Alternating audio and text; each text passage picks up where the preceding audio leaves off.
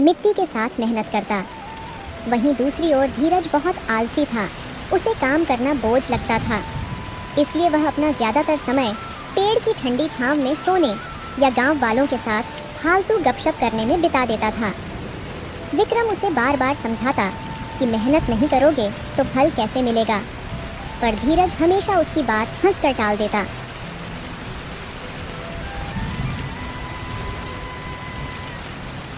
काजल, आज खेतों पर थोड़ा ज़्यादा समय लग जाएगा, इसलिए तुम मेरा खाना अभी तैयार कर दो।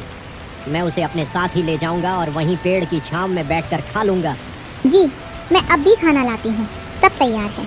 ये लीजिए आपका खाना, और भूख लगने पर इसे बैठकर खा लेना।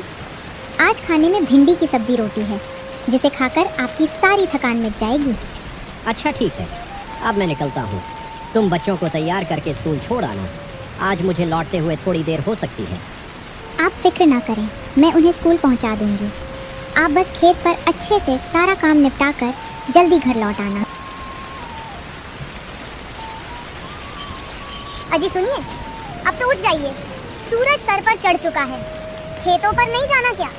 सारा काम पड़ा है और तुम हो कि अभी तक घोड़े बेचकर सो रहे हो। क्या हो गया जो इतना शोर कर रही हो? अभी तो बहुत वक्त बाकी है, जरा आराम से उठने तो दो।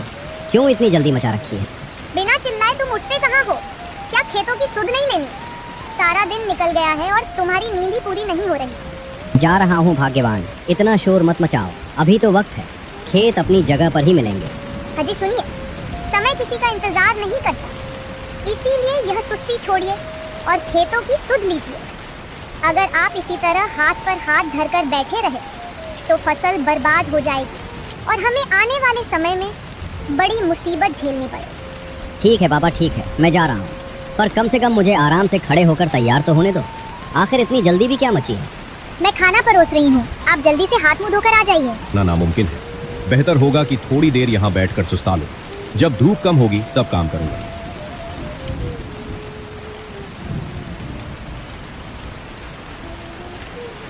ओफ, काम करते करते पेट में चूहे दौड़ने लगे हैं। चलो पहले थोड़ी पेट पूजा कर ली जाए, क्योंकि खाली पेट तो मेहनत भी नहीं होती। एक बार शरीर में ताकत आ जाए, फिर दोबारा से जुताई का काम पूरी तेजी से शुरू करूंगा। जैसे ही विक्रम ने भोजन करने के लिए डब्बा खोला, उसके सामने एक वृद्ध साधु आकर खड़े हो गए। साधु के चेहरे पर एक अजीब सी चमक थी, जिसे देखकर विक्रम अपनी भूख भूल गया और तुरंत उनके सम्मान में, अरे बेटा, बहुत भूख लगी है, कुछ खाने को मिलेगा? महाराज, मैं तो एक साधारण किसान हूँ, पर आज घर से भिंडी की सब्जी लाया हूँ। यह भोजन बहुत ही सादा है, लेकिन अगर आप इसे खा लेंगे तो मुझे बहुत खुशी होगी। कृपया इसे स्वीकार करें। अरे विक्रम के पास ये कौन बैठा है? इनका चेहरा तो किसी तेजस्वी दिव्य पुरुष जैसा चमक रहा है। चलो पास जाकर ही देखते हैं। सादर प्रणाम साधु महाराज, हमारे खेतों में आपका स्वागत है। सदा खुश रहो बेटा, ईश्वर हमेशा तुम्हारा कल्याण और मंगल करे। तुम जीवन में बहुत उन्नति प्राप्त करो। महाराज, यहाँ पधारिए। मैंने आपके बैठने के लिए छाया में एक अच्छा आसन बिछा दिया है। अब आप यहाँ आराम से बैठकर खाना खा लीजिए। लेकिन बेटा, अगर मैं तुम्हारा यह सारा भोजन कर लूंगा तो फिर तुम दोपहर में खुद क्या खाओगे? क्या तुम भूखे रहकर काम कर पाओगे? बाबा, आप बस भोजन का आनंद लीजिए। मैं कुछ समय बाद घर जाकर अपनी भूख मिटा लूंगा। आप इसे खाकर मुझे सेवा का मौका दीजिए।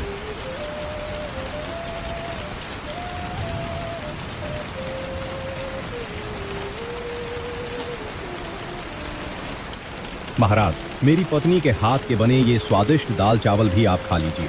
वो बहुत अच्छा खाना बनाती है। इसे खाकर हमें सेवा का मौका दें।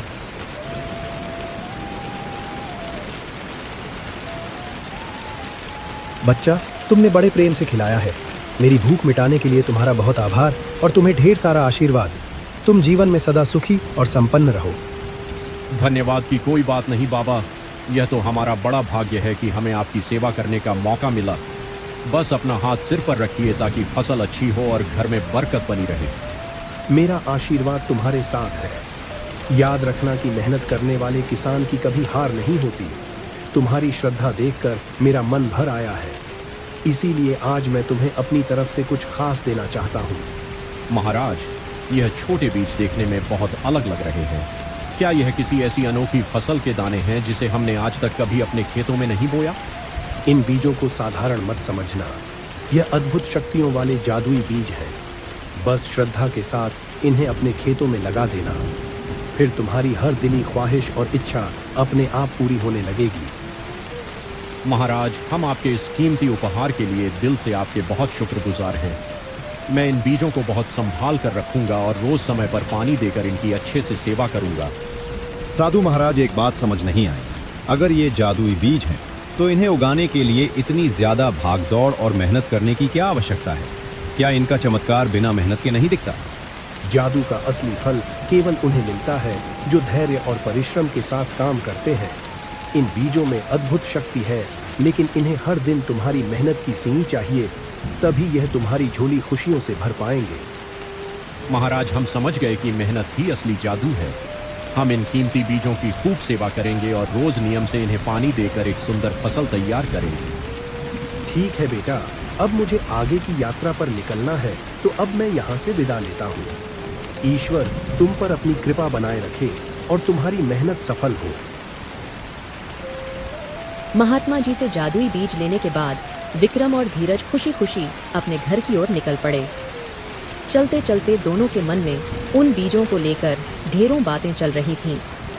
दोनों के रास्ते लंबे थे, लेकिन उनके दिमाग में सुनहरे भविष्य के सपने तैर रहे थे। देखो धीरज, हमें बहुत अनमोल भेंट मिली है। अगर हम इन्हें पूरी मेहनत से पालेंगे तो हमारा भाग्य बदल जाएगा। मैं तो बिना देर किए कल ही इन्हें मिट्टी में बोने की तैयारी करूंगा। फसल की सुरक्षा के लिए मुझे सुबह जल्दी उठना होगा। अरे विक्रम, तुम बेकार में चिंता कर रहे हो। जादू को कभी मेहनत या पानी की प्यास नहीं होती। ये चमत्कारिक दाने अपने आप जमीन से बाहर आएंगे और देखते ही देखते फल देने लगेंगे। जादुई चीजों को इंसानी मेहनत की भला क्या जरूरत? देखो भाई, बिना परिश्रम के कुछ मिलना असंभव है। भले ही यह बीज जादुई क्यों ना हो, मैं अपनी फसल के साथ कोई खिलवाड़ नहीं करना चाहता। इसीलिए मैं हर दिन धूप में तप कर इन बीजों को सींचूंगा। मेहनत का कोई विकल्प नहीं होता। इतना कहकर दोनों अपने अपने रास्तों पर निकल गए। घर पहुंचते ही उन्होंने अपनी पत्नियों को पूरी कहानी विस्तार से सुनाई और उन जादुई बीजों के बारे में सब कुछ विस्तार से बताया। दोनों घरों में कौतूहल और उम्मीद का माहौल था। अरे वाह, यह तो बड़े सौभाग्य की बात है। भगवान ने हमारी सुन ली और सहायता के लिए उन महात्मा जी को भेजा है, जिन्होंने आपको यह अनमोल और चमत्कारी बीज भेंट स्वरूप दिए। अब हमारे सारे दुख दूर हो जाएंगे। काजल, तुम बिल्कुल सच कह रही हो। उनके चेहरे का तेज देखकर लगा कि साक्षात भगवान ने दर्शन दिए हैं। बाबा के कहे अनुसार मैं इन बीजों की जी जान से सेवा और रखवाली करूंगा। मैं इसमें कोई कसर नहीं छोड़ना चाहता। अरे वाह, यह तो बहुत शुभ समाचार है। अब हम दिन रात एक करके खूब मेहनत करेंगे। आप बिल्कुल भी देर मत करना और कल सवेरे ही इन बीजों को खेत की मिट्टी में रोप देना। अरे हाँ, तुम इतनी उतावली क्यों हो रही हो? मैं कल सुबह सवेरे ही जाकर इन बीजों को खेत में बो दूंगा। इतनी भी क्या जल्दी है? बीज तो हमारे पास ही है।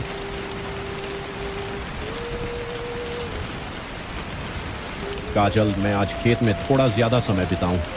साधु बाबा ने जो जादुई बीज दिए हैं उसे आज मैं खेत में बोने जा रहा हूं। मुझे लगता है अगर हम इस बीज की अच्छे से देखभाल करें तो हमें बहुत लाभ मिलेगा। जी, यह तो बहुत नेक काम है। आप जल्दी खेत के लिए निकल जाइए और यह लीजिए आपका दोपहर का भोजन। काम के बीच थोड़ा समय निकालकर इसे आराम से खा लेना। भगवान आपके काम में बरकत दें। क्या आप अभी तक नींद में ही हैं? उन जादुई बीजों की तो कल बहुत चर्चा कर रहे थे। अब जल्दी उठकर उन्हें खेत में लगा भी आइए। शुभ काम में इतनी देरी भला किस काम की? सारा दिन यूं ही बीत जाएगा। हाँ हाँ, भाग्यवान उठ रहा हूँ। इतना क्यों चिल्ला रही हो? सुबह सुबह सोने भी नहीं देती।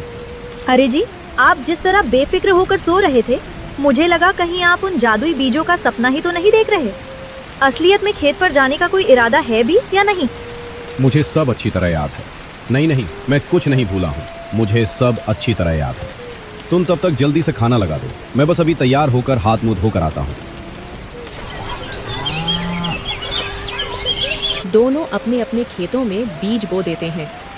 विक्रम ने पूरी श्रद्धा से जमीन तैयार की, जबकि धीरज ने बस जैसे तैसे गड्ढा खोदकर बीजों को डाल दिया। शाम को जब दोनों घर लौटे तो पत्नियों ने उत्सुकता से पूछा, जी, खेत का काम पूरा हो गया ना? आपने उन जादुई बीजों को मिट्टी में अच्छे से दबा तो दिया? हाँ काजल, मैंने बीजों को मिट्टी में लगा दिया है और पानी भी दे दिया। कल सुबह मैं फिर जल्दी खेत जाऊंगा, क्योंकि पौधों का जितना ध्यान रखेंगे वे उतने ही बढ़ेंगे। पौधों को भी बच्चों की तरह पालना पड़ता है।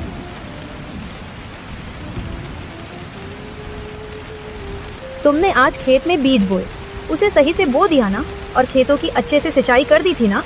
हाँ, मैंने उन चमत्कारी दानों को मिट्टी में डाल दिया है। बाबा वाले बीजों से अब सुंदर पौधे निकलेंगे। उसे सही से बो दिया ना? और खेतों की अच्छे से सिंचाई कर दी थी ना? नहीं, आज मुझे समय नहीं मिला। बीज बूते बूते शाम हो गई। अब कल जाकर पौधों को जी भरकर पानी पिलाऊंगा। पर बाबा ने कहा था कि हमें इन्हें रोज प्यार से पानी देना होगा। अगर हम ख्याल नहीं रखेंगे तो ये बड़े कैसे होंगे? पौधों को शुरुआत में नमी की बहुत जरूरत होती है। अरे तुम घबराओ मत, वो जादुई बीज है, उसे कुछ भी नहीं होगा। तुम तो बस ऐसे ही फिक्र कर रही हो। साधु बाबा ने कहा है कि बीज जादुई है। मेहनत के बिना कुछ भी हासिल नहीं होता। तुमने देखा नहीं विक्रम कितनी लगन से अपने खेत में काम करता है? अगर तुम भी मेहनत करोगे तो हमारे खेत में भी अच्छे फसल आएंगे। मैं कल पक्का खेतों को पानी दे दूंगा। आज देर हो गई थी, पर कल सब ठीक कर दूंगा। तुम बेवजह बात का बतंगड़ मत बनाओ। विक्रम ने अपने बीज को खेत में बो दिया और हर दिन उसे पानी देने लगा, उसकी देखभाल करने लगा। उसने अपने बीज को ऐसे सींचा जैसे वह उसका बच्चा हो। वह सुबह की पहली किरण से लेकर शाम के धुंधलके तक खेत में पसीना बहाता था। दूसरी ओर धीरज ने भी बीज बो दिया, लेकिन उसने सोचा कि बीज तो जादुई है, इसलिए उसे ज़्यादा मेहनत करने की ज़रूरत नहीं। उसने सिर्फ कभी कभार ही अपने खेत में पानी डाला और बाकी समय आराम करता रहा, ताश खेलता रहा और सोता रहा। कुछ महीनों बाद मौसम बदला। विक्रम के खेत में सुंदर सुंदर आलू की फसलें आईं, जो देखने में बहुत ही मोटी, ताज़ी और हरी भरी थीं। उन आलू का साइज आम आलूओं से काफ़ी बड़ा था। उन्हें देखकर विक्रम बहुत खुश हुआ। विक्रम ने ये बात घर जाकर अपनी उन अर्शदेव ने मुझे धोखा दिया है, हमें झूठ बोला कि ये बीज जादुई है, बल्कि ये तो एक साधारण बीज है। मेरे साथ छल हुआ है। तभी धीरज की नज़र विक्रम के खेतों पर जाती है। विक्रम का खेत आलू की फसलों से लहलहा रहा था, जिसे देख धीरज विक्रम के पास आया। धीरज बड़बड़ा रहा था। अरे तुम्हारे आलू इतने सुंदर कैसे हैं? मुझे पक्का यकीन है कि उन महाराज ने मेरे साथ भेदभाव किया और तुम्हें अच्छे बीज दिए। उन्होंने मुझे खराब और तुम्हें चमत्कारी बीज सौंपे। दोस्त, साधु महाराज ने हमें जादुई बीज तो दिए थे, लेकिन उन्होंने कहा था कि उन्हें प्यार और मेहनत से सींचना होगा। मैंने हर दिन अपने बीज की देखभाल की, उसे पानी दिया, उसकी मिट्टी को ठीक किया, और इसी कारण मेरी फसल इतनी सुंदर और फलदार हुई। और तुम्हें तो मैंने कभी खेतों में ढंग से काम करते हुए देखा ही नहीं, तो शायद इसी वजह से तुम्हारी फसल इतनी अच्छी नहीं आई। जादू भी कर्म मांगता है भाई। धीरज को अब अपनी बड़ी गलती का एहसास हो गया था। उसकी आंखों के सामने अपनी सारी लापरवाही तैर गई। उसने समझ लिया कि बिना मेहनत के जादू भी काम नहीं करता। प्रकृति केवल उसी को फल देती है जो पसीना बहाता है। अरे नहीं, मैंने ये क्या कर दिया? ये बीज तो सच में जादुई है। मैंने इन बीजों का ढंग से ध्यान नहीं दिया, इसलिए इन्होंने मुझे फल भी नहीं दिया। ये सब मेरी ही गलती है। अगर मैंने इन बीजों का अच्छे से पालन पोषण किया होता तो आज मेरे भी खेतों में विक्रम के खेतों की तरह फसलें लहरा रही होती। पर मेरी आलसपन की वजह से आज मेरे हाथ कुछ नहीं लगा। मैंने अपने ही पैरों पर कुल्हाड़ी मार ली। यह कहानी हमें सिखाती है कि लगन और परिश्रम ही असली जादू है। जीवन में कोई भी चमत्कार बिना कर्म के संभव नहीं होता।